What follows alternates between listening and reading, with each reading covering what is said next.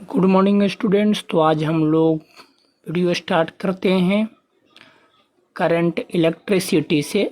इसके पहले हम लोगों ने इलेक्ट्रिक फील्ड इंटेंसिटी और इलेक्ट्रिक पोटेंशियल एनर्जी के बारे में पढ़ा था।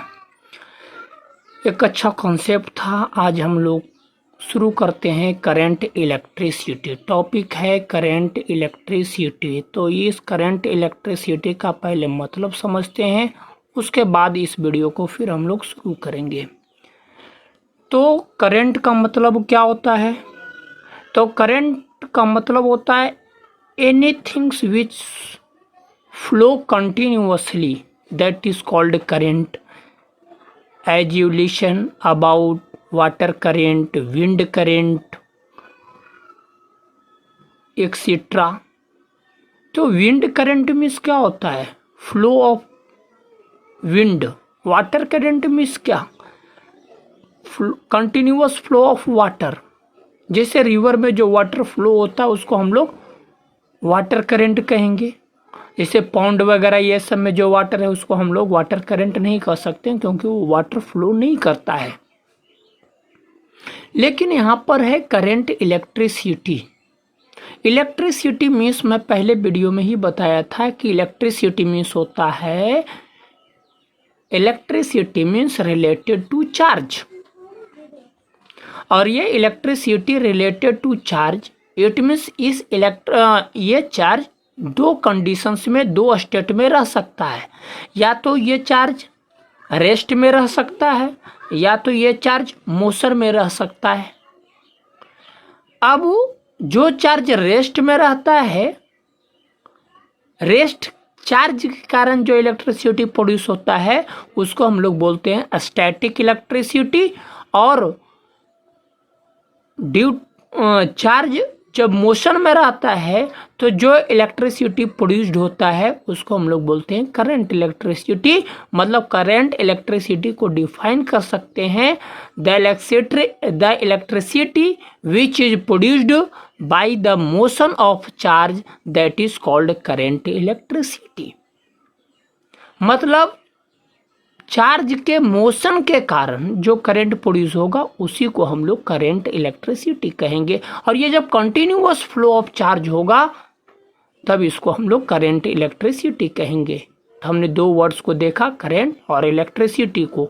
अब एक्चुअली जानते हैं कि ये चार्ज कैसे फ्लो करता है, किस कंडीशंस में फ्लो करता है, उसके बारे में हम लोग जानेंगे।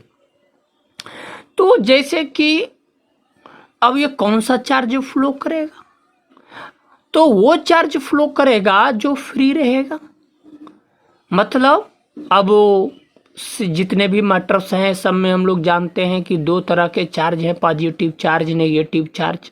पॉजिटिव चार्ज मूव नहीं करता है क्योंकि न्यूक्लियस में होता है। तो मूव कौन करेगा? इलेक्ट्रॉन्स मूव करेगा। नेगेटिव चार्ज मूव करेगा क्योंकि वो आउटसाइड ऑफ द न्यूक्लियस होता है, और वही चार्ज मूव करता है। मतलब नेगेटिव चार्ज कहने का मतलब इलेक्ट्रॉन्स। इसका मतलब कि करंट इलेक्ट्रिसिटी जो है वो किसका मूवमेंट है? तो इलेक्ट्रॉन का मूवमेंट है। इलेक्ट्रॉन्स मूव करता है। जब इलेक्ट्रॉन्स कंटिन्यूअसली मूव करता है किसी सब्सटेंस में, किसी कंडक्टर में, तभी हम उसको करंट इलेक्ट्रिसिटी कहते हैं। इसका मतलब करंट इलेक्ट्रिसिटी का सीधा सा मतलब है flow of charge, flow of electrons. और फ्लो ऑफ इलेक्ट्रॉन्स को ये हम लोग एक तरह से कह सकते हैं कि नाम हमने दिया करंट इलेक्ट्रिसिटी। करंट इलेक्ट्रिसिटी कोई फैक्टर नहीं है यहाँ पर। वो मेन कॉन्सेप्ट है करंट इलेक्ट्रिसिटी का कि फ्लो ऑफ इलेक्ट्रॉन्स। जब तक इलेक्ट्रॉन्स फ्लो नहीं करेगा हम उसे करंट इलेक्ट्रिसिटी नहीं कहेंगे। अब ये बात करते हैं कि ये फ्री इलेक्ट्रॉन्स एक्चुअली होता किस में है?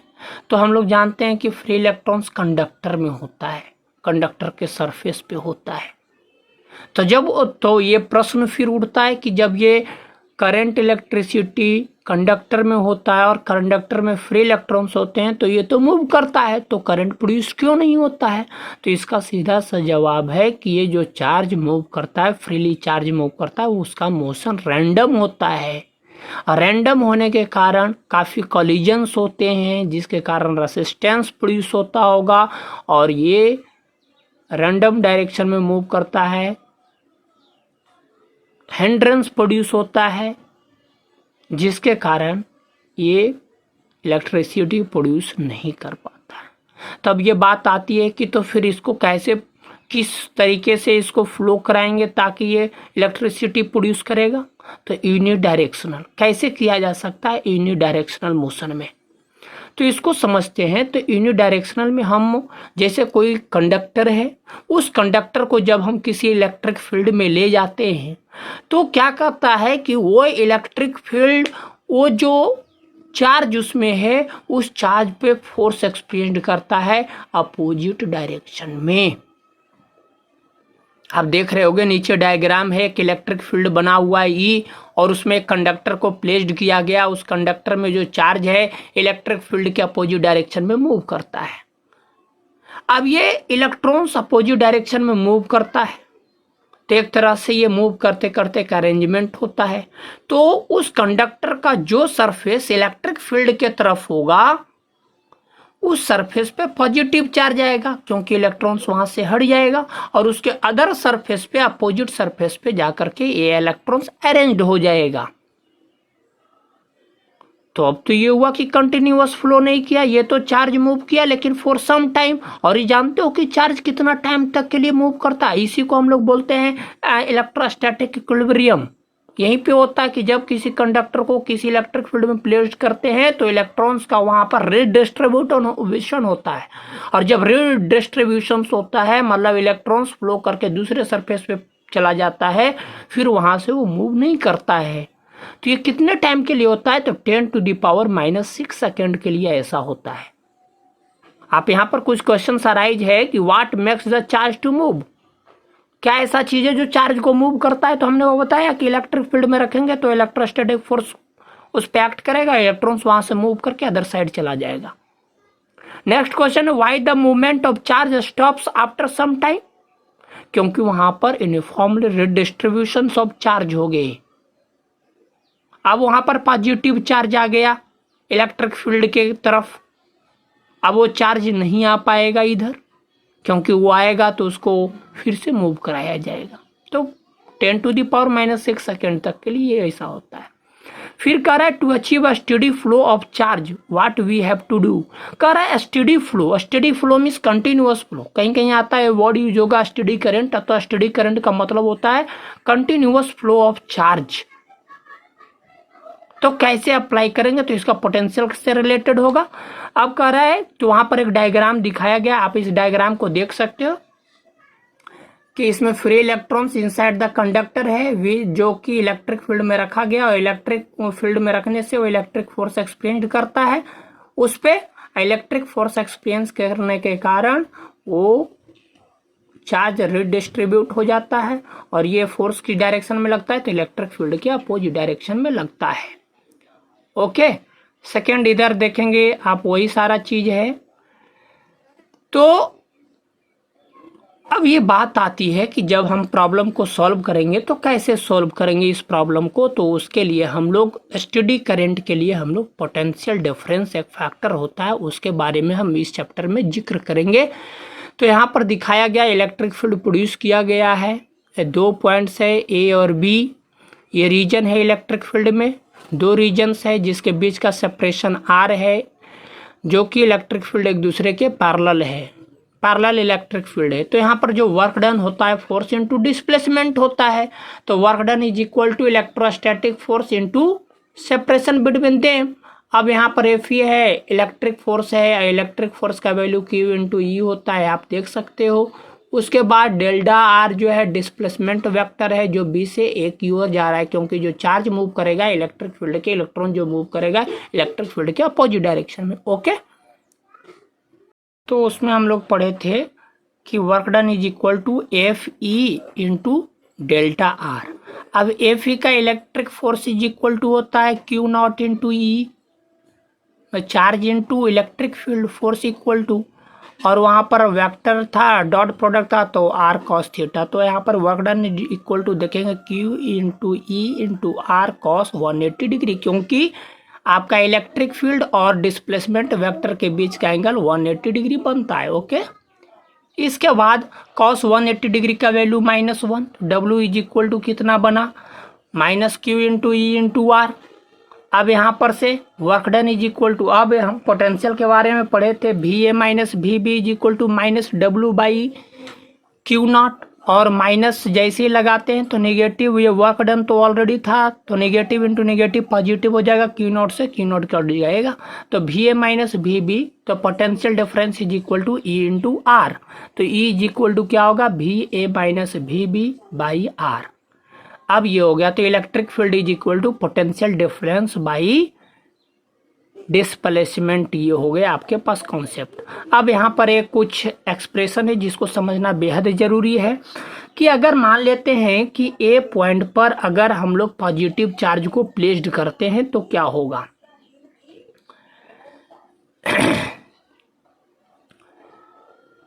क्या होगा, और अगर निगेटिव चार्ज को प्लेस्ड करते हैं तो क्या होगा। तो हम लोग पहले इस बात को समझते हैं कि इलेक्ट्रिक फील्ड का जो डायरेक्शन होता है हाई पोटेंशियल से लो पोटेंशियल की तरफ होता है। पॉजिटिव चार्ज को हाई पोटेंशियल, नेगेटिव चार्ज को लो पोटेंशियल माना जाता है। इसका मतलब इलेक्ट्रिक फील्ड का जो डायरेक्शन था, आप देखेंगे तो फ्रॉम ए टू बी था। इसका मतलब ए जो था हाई पोटेंशियल बनेगा, बी जो है नेगेटिव पोटेंशियल बनेगा।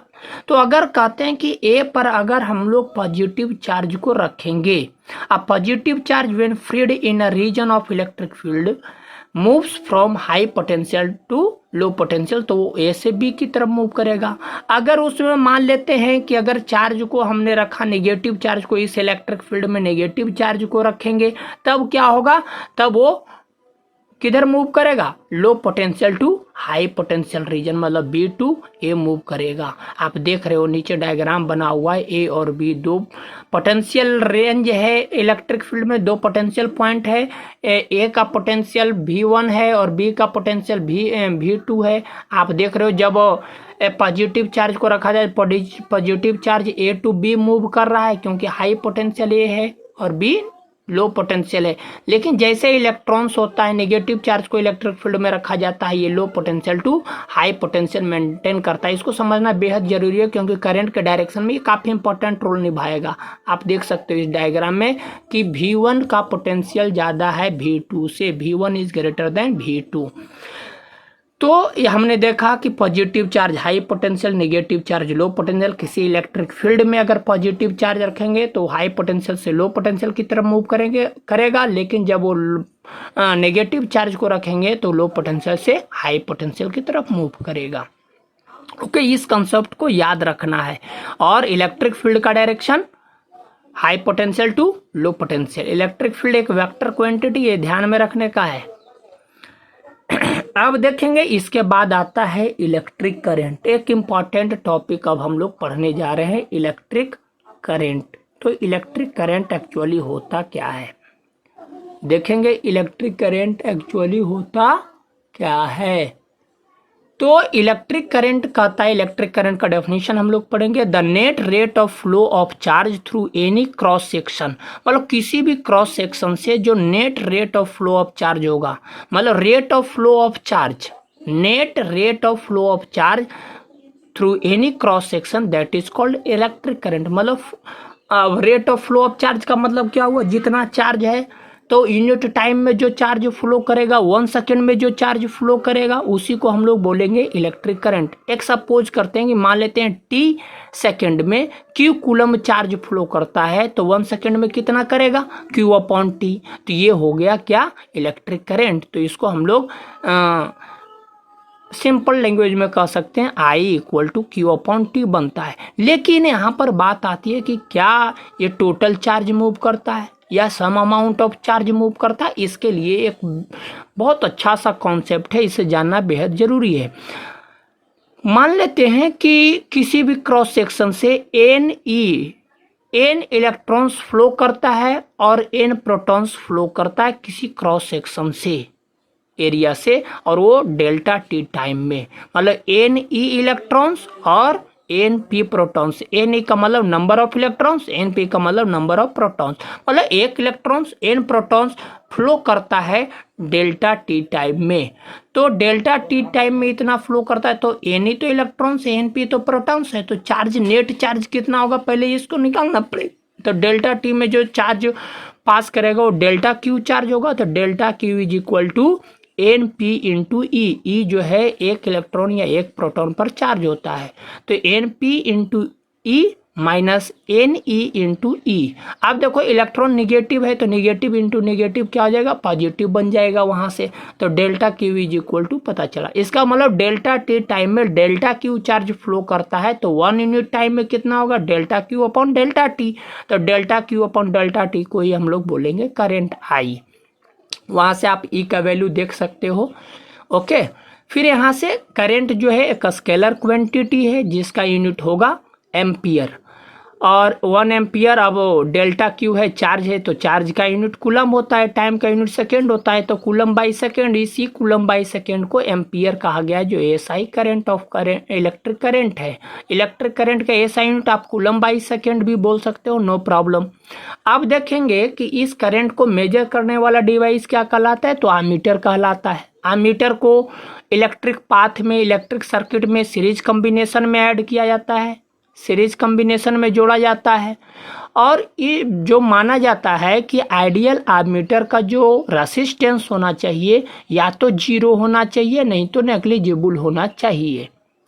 एक प्रश्न यहाँ पर उठता है कि इलेक्ट्रिक करंट का तो डायरेक्शन होता है, क्योंकि motion of charge, movement of charge, तो चार्ज तो एक फिक्स, चार्ज का मोशन किधर होता है, इलेक्ट्रिक फील्ड के अपोजिट डायरेक्शन में। तो यहाँ पर तो अगर चार्ज का जो डायरेक्शन मालूम है, इसका मतलब इलेक्ट्रिक करंट का डायरेक्शन है, क्योंकि इलेक्ट्रिक करंट तो मोशन ऑफ चार्ज ही होता है। तो फिर ये जब इसमें डायरेक्शन है, इसमें मैग्नीट्यूड है, magnitude I equal to delta Q by delta T है, ये मैग्नीट्यूड है। तो फिर इसमें मैग्नीट्यूड और डायरेक्शन होते हुए भी स्केलर क्वांटिटी क्यों है, एक सवाल यहाँ पर जनरेट होता है कि करंट में डायरेक्शन होता है कि ये इलेक्ट्रिक फील्ड के अपोजिट डायरेक्शन में होता है, या कह सकते हैं कि और पॉजिटिव चार्ज का जो डायरेक्शन है इलेक्ट्रिक फील्ड के डायरेक्शन में होता है। इसका मतलब कि इलेक्ट्रिक करंट का जो कन्वेंशनल डायरेक्शन हम लोग मानते हैं वो इन द डायरेक्शन या along the direction of positive charge, but opposite to the direction of negative charge होता है। The direction, conventional direction of current is to the direction of positive charge and opposite to the direction of flow of negative charge. तो direction और magnitude होने के साथ साथ electric current एक scalar quantity कैसे है, तो इसलिए कि स्केलर इलेक्ट्रिक करंट जो है वेक्टर लॉ ऑफ एडिशन को फॉलो नहीं करता है, और जो भी वेक्टर लॉ ऑफ एडिशन को फॉलो नहीं करेगा वो एक स्केलर क्वांटिटी होगा, चाहे उसमें डायरेक्शन और मैग्नीट्यूड दोनों हो। ओके, तो करंट एक स्केलर क्वांटिटी है, जबकि इसमें मैग्नीट्यूड और डायरेक्शन दोनों है। आपसे सवाल पूछेगा कि डायरेक्शन होने के कारण भी इलेक्ट्रिक करंट स्केलर क्यों है, तो बोलेंगे कि वो वेक्टर लॉ ऑफ एडिशन को या वेक्टर लॉ ऑफ पैरेललोग्राम को फॉलो नहीं करता है। ओके, देख लेंगे।